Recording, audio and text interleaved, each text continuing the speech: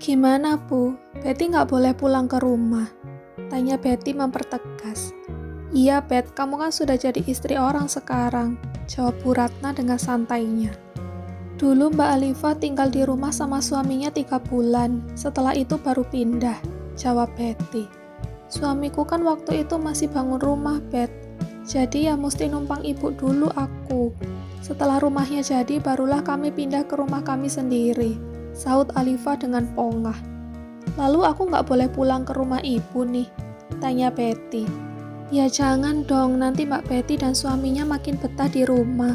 Kalau udah betah susah pindah, ibu yang repot, jawab Citra yang acuh entah mengapa Betty lagi-lagi harus menelan rasa sakit yang ditorehkan keluarganya itu. Belum sempat protes lagi, Betty dihampiri oleh Mama Nanda. Kenapa lama, Nak? Ada masalah? Tanya Mama Nanda dengan halus. Ah, enggak, Ma, ayo. Ajak Betty kemudian berdiri dan berlalu. Serangkaian acara haul Betty diikuti bersama Mama Nanda. Ia memilih berpencar dengan keluarganya. Beruntung beberapa teman baik Betty juga hadir sehingga mampu membuat Betty terhibur. Teman dekat Betty yang melihat kebersamaan Betty dengan Mama Nanda pun bertanya-tanya. Dan Betty pun menjawab sesuai kenyataan yang ada, bahwa kini dirinya telah menikah, dan wanita yang bersamanya kini adalah ibu mertuanya.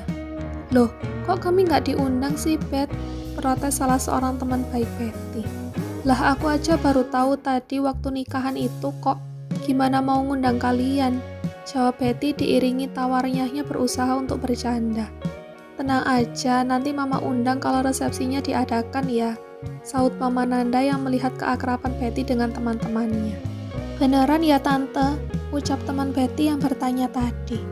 Beneran dong, mana mungkin Tante berbohong, jawab Mama Nanda yang justru membuat Betty bingung. Resepsi, batin Betty. Sejujurnya dirinya sendiri pun masih kurang bisa menerima bahwa dirinya kini telah menikah. Setelah serangkaian acara haul berakhir, Betty dan Mama Nanda pun kembali ke dalam. Di sana mereka bertemu dengan Punyai yang sedang beristirahat. Usia yang sudah tidak muda lagi membuat beliau mudah lelah. Sehingga saat acara haul berakhir, Punyai memilih beristirahat di dalam, bersama dengan anak perempuannya, Ning Hana. Kedatangan Betty dan Mama Nanda membuat Ning Hana memilih masuk ke dalam, sebab lewat kode yang diberikan Punyai, seolah Ning Hana diminta untuk membuatkan minum. Mbak Betty nginep di sini aja, pinta Punyai. Betty yang sejak tadi terdiam pun menoleh ke Punyai, seraya mengernyitkan keningnya heran. Iya, soalnya keluarga Mbak Betty sudah pulang sejak sore tadi, sambung Punyai yang menangkap wajah heran Betty. Loh, mereka sudah pulang, Tommy? Tanya Mama Nanda. Enggak, tadi sudah pamit sama Walid sama Kang Alfa juga, jawab Punyai. Jadi saya ditinggal, gumam Betty. Kamu ikut pulang ke rumah aja, Nak, kita pulang bareng, sahut Mama Nanda. Begitu juga boleh, perempuan itu kan harus ikut suaminya. Barangkali nanti Kang Alfa bersedia pulang setelah menikah. Dari dulu kan dia nggak mau pulang, ucap Punyai. Sementara Betty bingung harus berbuat apa. Tak lama kemudian Kang Alfa dan papanya juga masuk ke dalam bersama dengan Pak Yai. Wajah Papa Rendra tampak sumringah. Begitu pula dengan wajah Pak Yai yang seolah tak akan bisa menghilangkan senyum dari wajahnya. Kenapa senyum-senyum, Pak? Tanya Mama Nanda refleks. Tak bisa menahan rasa penasarannya. Itu si Alfa akhirnya mau pulang ke rumah, Ma, jawab Papa Rendra dengan senangnya. Beneran, Al? Tanya Mama Nanda dengan antusias. Sementara Alfa hanya mengangguk sebagai respon mengiyakan pernyataan sang ayah. Alhamdulillah ya, Pak, kita bisa bawa pulang anak sekaligus mantu, ucap Mama Nanda bersyukur. Makasih ya, Mi, Walid, sudah jagain Alfa sampai sekarang, ucap Mama Nanda kemudian pada Punyai. Kalau kami sebenarnya sudah walih sama Kang Alfa, tapi mau bagaimana lagi? Bocahnya susah disuruh pulang dari dulu. Padahal udah lulus lama kan? Sahut Pak Yai bercanda. Membuat beberapa orang yang di sana pun turut tertawa kecil. Betty pun ikut tersenyum. Namun karena rasa ingin tahunya yang begitu tinggi, ia pun tak bisa menahan diri untuk menanyakan suatu hal yang sejak pagi tadi berserakan di kepalanya. "Umi, maaf, Betty ingin menanyakan sesuatu hal. Apakah boleh?" tanya Betty dengan suara pelan namun cukup tegas, sehingga mampu membuat orang mengalihkan atensi padanya. "Tanya Ondok Cahayu, gitu aja kok pakai izin kamu ini," jawab Bunyai serayu mengelus kerudung Betty dengan sayang. Dan hal itu pun seolah tersampaikan dengan baik, sehingga cukup membuat Betty untuk merasa terharu akan kelembutan Bunyai. Mengenai pernikahan Betty, apakah memang sudah direncanakan sudah lama? Dan alasannya kenapa? Soalnya Betty nggak pernah diberitahu soal ini, Mi, tanya Betty dengan menahan air mata. Sementara Bunyai hanya menghela nafas dan tampak berpikir bagaimana baiknya menjawab pertanyaan Betty. "Sebaiknya Walid saja yang menjawab, ya, Nduk," jawab Umi mengalihkan perhatiannya pada Pak Yai. Pak Yai pun juga menghela nafas sebelum menjawab pertanyaan Betty, sebab memang ada sesuatu hal yang perlu disimpan, dan ada juga yang bisa dibahas saat ini, mengingat keluarga suami Betty juga ada di sana. "Mengenai pernikahan kalian sejujurnya baru direncanakan semalam. Ayah sampean menghubungi saya, meminta untuk menjodohkan anaknya dengan salah satu santri di sini. Awalnya saya ini menolak loh, Mbak. Lawang sekarang ini kan bukan zamannya nikah dengan perjodohan gitu. Tapi lagi-lagi ayah Mbak Betty memberikan penjelasan bahwa sampean harus segera menikah daripada dinikahkan dengan orang lain secara asal. Katanya beliau lebih baik manut saya. Katanya saya nggak mungkin melemparkan anak ke laki-laki yang nggak baik begitu," jawab Pak Yai dengan panjang lebar. Kenapa saya harus segera menikah, Walid?" tanya Betty penuh dengan rasa penasaran. "Karena adik sampean akan segera menikah, dan keluarga sampean menganut bahwa kakak perempuan tidak boleh dilangkahi. Jadi sampean harus menikah dulu. Sebenarnya alasannya lucu sih, Mbak, tapi entah mengapa hati saya ini langsung tergerak untuk mendekatkan sampean dengan Kang Alfa ini. Bujak lapuk yang sudah ditolak oleh banyak wanita," jawab Pak Yai ditutup dengan sebuah candaan di akhir kalimatnya, membuat Mama Nanda dan Papa Rendra tertawa kecil. "Wes, jangan dipikirkan alasannya, Mbak. Saya tahu banyak kegelisahan di hati sampean, tapi saya yakin ini yang terbaik," tutup Pak Yai dengan tegas dan senyum teduhnya. Bunyai pun turut mengangguk membenarkan ucapan Pak Yai. Setelah berbincang demikian, Alfa pun berpamitan untuk mengemasi barang pribadinya. Karena setelah ini, ia akan pulang dan kembali menetap di rumah yang sudah lama hanya ia jadikan tempat singgah saat libur di pondok. Saat kembali ke dalam, Alfa pun berpapasan dengan Ning Hana. "Mau kemana, Kang? Kok banyak barang, kayak mau pindahan aja?" Cegat Ning Hana dengan pertanyaan yang membuat Alfa mau tak mau akhirnya berhenti. "Mau pulang, Ning, permisi," jawab Alfa sembari menunduk seraya kemudian berlalu. Ning Hana yang penasaran pun memilih mengikuti langkah Alfa yang langsung menuju teras rumahnya. Sebab tadi papa mamanya memang berpesan akan menunggu di depan rumah dalam. "Tumben banyak banget bawaannya, Kang. Biasanya kalau pulang cuma bawa barang sedikit. Lagian nanti kembali ke sini lagi," ucap Ning Hana di belakang Kang Alfa. "Saya sudah ndak akan tinggal di sini lagi, Ning. Setelah ini kalau ke sini mungkin hanya mampir," jawab Alfa seraya menghentikan langkah, sebab dirinya sudah sampai di teras dalam. Dan kedua orang tua beserta Pak Yai dan Bu Yai termasuk Betty juga sudah menunggunya. "Kenapa?" tanya Ning Hana begitu penasaran, sehingga tak menyadari banyak orang yang memperhatikannya. "Karena Kang Alfa sudah menikah, Ning. Dia kembali ke rumah bersama istrinya," jawab Bunyai dengan suara yang cukup tegas, membuat Ning Hana menoleh pada beberapa orang yang memperhatikan dirinya. "Apa?"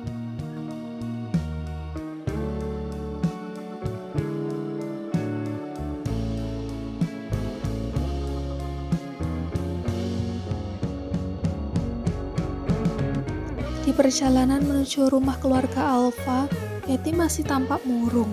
Dirinya dan Alfa duduk di bangku belakang sembari sama-sama menatap jendela mobil.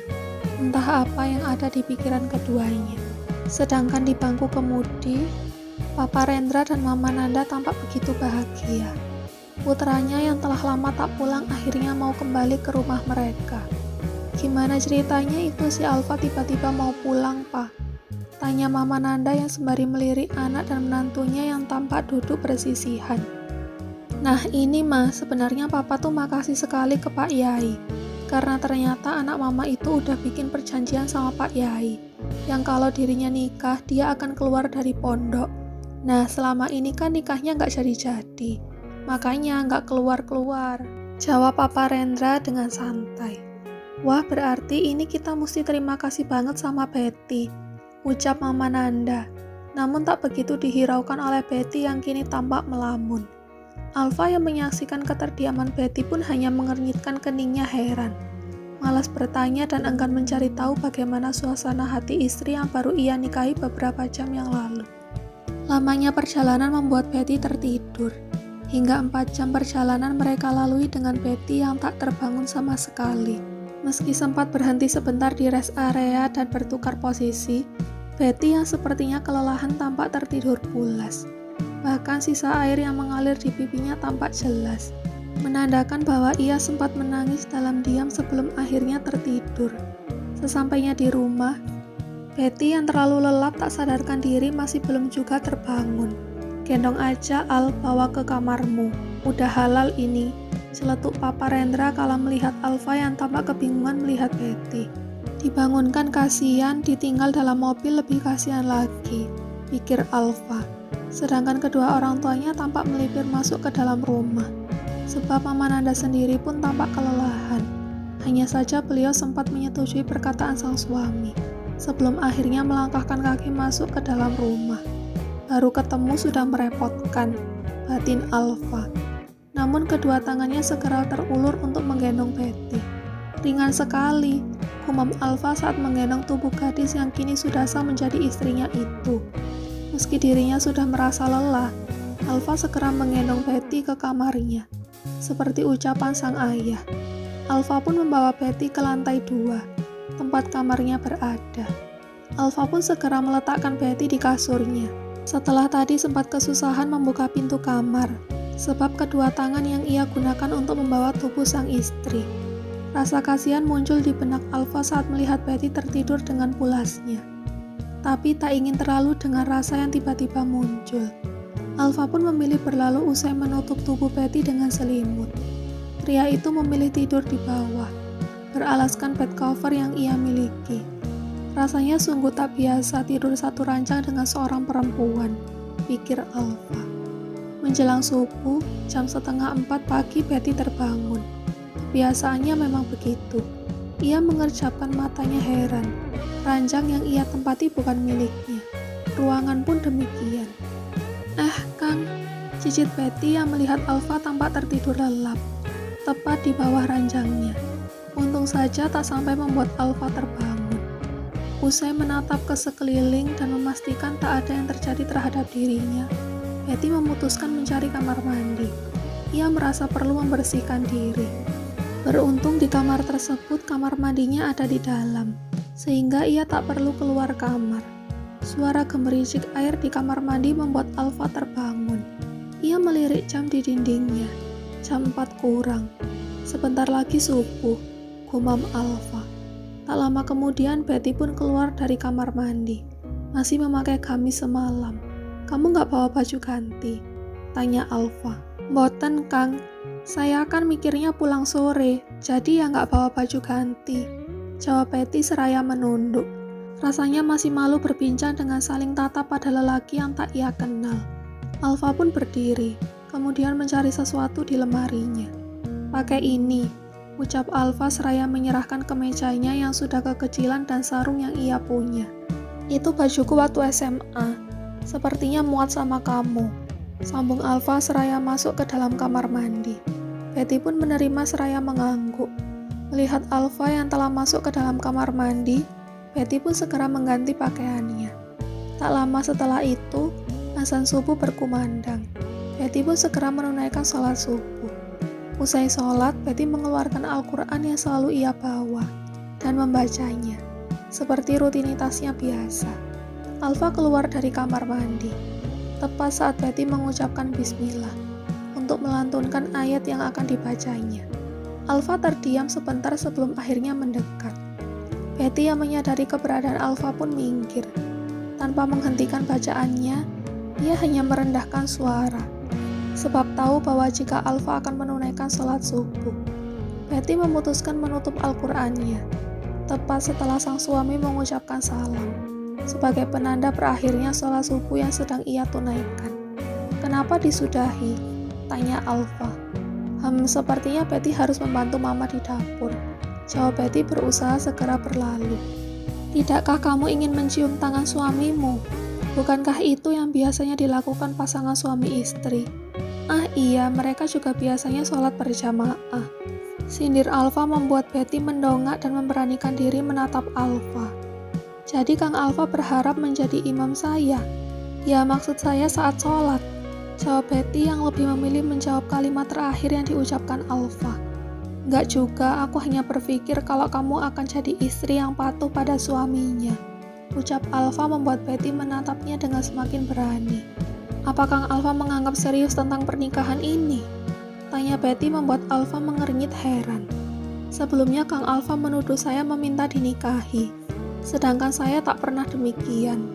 Lalu setelah itu kita sama-sama dijelaskan mengenai kenapa pernikahan ini terjadi. Tapi saya melihat Kang Alfa yang sepertinya sangat enggan dengan adanya pernikahan ini. Jadi saya anggap sebaiknya rutinitas yang seperti dilakukan para pasangan suami istri itu tak perlu dilakukan," sambung Betty dengan serius. Alfa tampak terdiam. Ia memikirkan apa yang diucapkan Betty. Sepertinya tak ada yang salah dari ucapan gadis itu.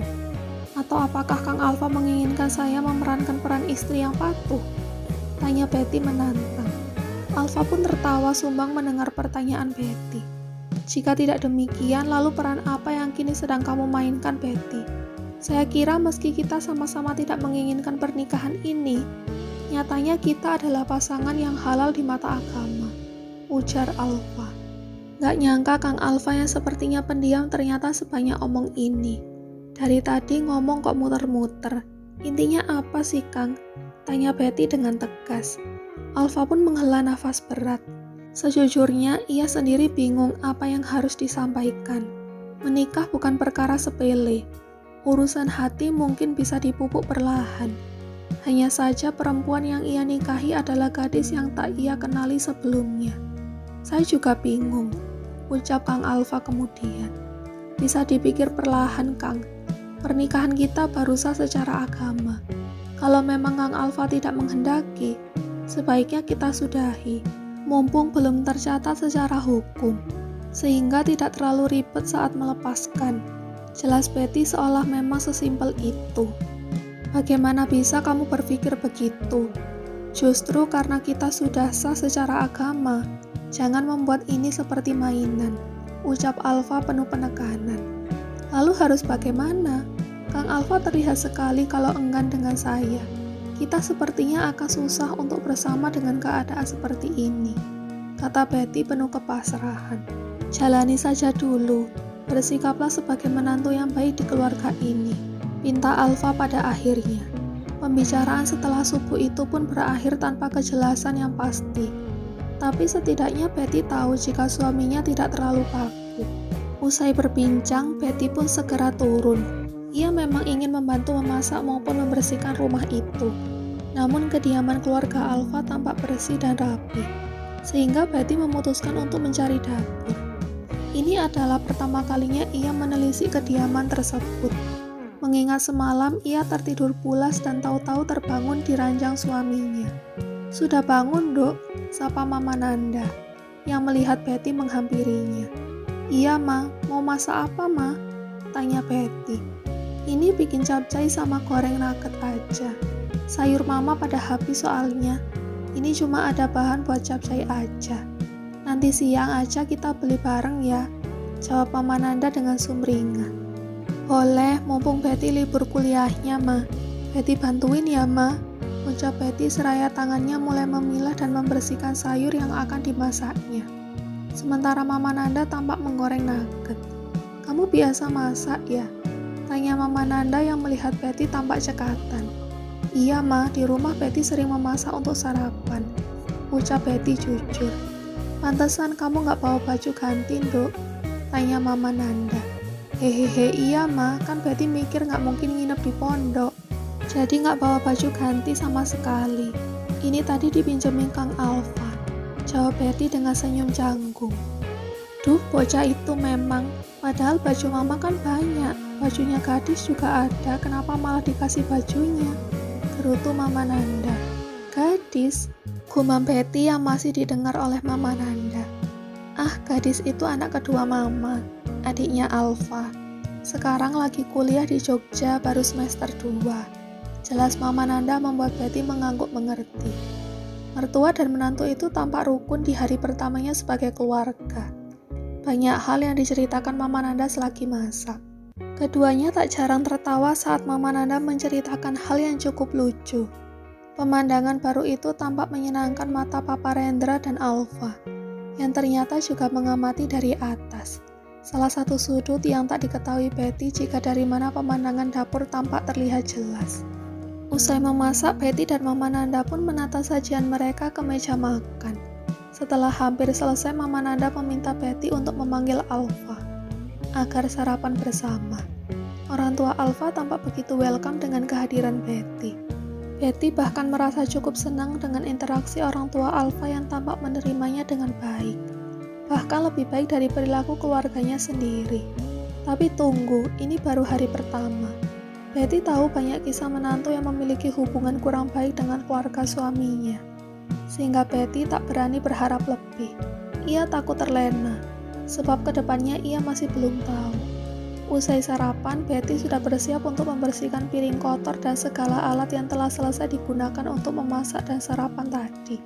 Seperti yang biasa ia lakukan di rumahnya. Jangan dibersihkan, nanti ada mbak yang akan ngurus itu, ucap Alfa ketika melihat Betty yang bersikeras untuk mencuci piring kotor.